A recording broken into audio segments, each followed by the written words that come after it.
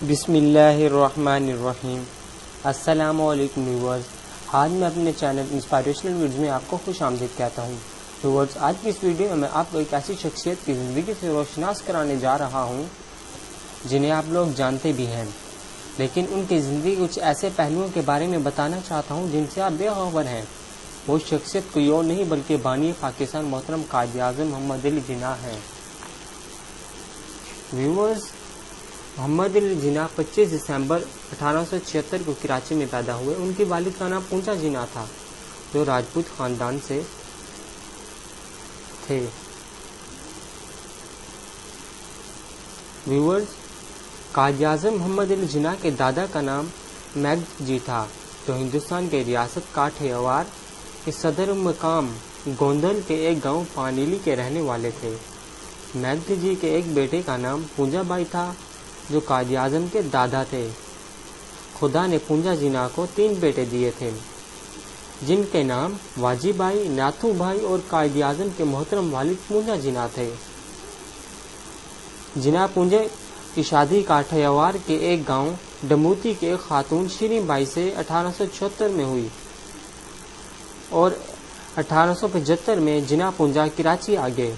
جناح پونجے کے گھر وزیر مینشن، نیو نہام روڈ، کراچی میں 2 دسمبر 1876 بمطابق 8 ذی-القعدہ 1298 ہجری بروز اتوار کو خدا نے ایک ایسا چاند اتارا جن کے بعد برصغیر کے غیر منظم مسلمانوں کو اکٹھا کر کے ایک ٹھوس قوم کی شکل دی اور اتحاد، ایمان اور تنظیم کے ذریعے ان کی قسمت بدل دی۔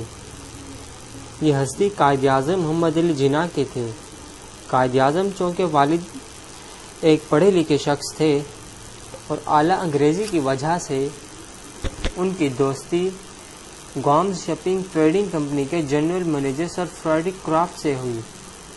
1892 میں قائد اعظم نے مشن ہائی اسکول کراچی سے میٹریکولیشن کیا تو سر فریڈرک کرافٹ نے ان کے والد کو مشورہ دیا کہ وہ اس ذہین طلباء کو اعلیٰ تعلیم سے آراستہ کرائیں اور انگلینڈ بھیجیں، لیکن ان کے والد نے انگلینڈ بھیجنے سے پہلے 1852 میں ایک تاجر پراکریم کی بیٹی ایمی بائی سے ان کی شادی کر دی۔ شادی کے وقت ان کی عمر صرف 16 برس تھی جبکہ ان کی زوجہ کی عمر 14 برس تھی۔ ویورز، قائد اعظم کے بارے میں مسولینی کہتے ہیں کہ جناح ایک صدی میں ایک بار جنم لیتا ہے جو ایک تاریخی شخصیت ہے، جبکہ اعظم پاشا کہتا ہے کہ جناح ایک عظیم ترین سیاستدان تھا۔ سردار کرتار سنگھ کہتے ہیں کہ اگر جناح سکھوں میں ہوتے تو میں ان کی پوجا کرتا۔ وجے لکشمی ہینڈ کہتے ہیں کہ اگر مسلم لیگ میں 100 گاندھی ہوں اور 200 عبدالکلام ہوتے اور کانگریس میں صرف ایک جناح ہوتے تو انڈیا کبھی تقسیم نہ ہو سکتا۔ لیڈی ویول کہتی ہیں کہ جناح سے خوبصورت آدمی میں نے کبھی نہیں دیکھا۔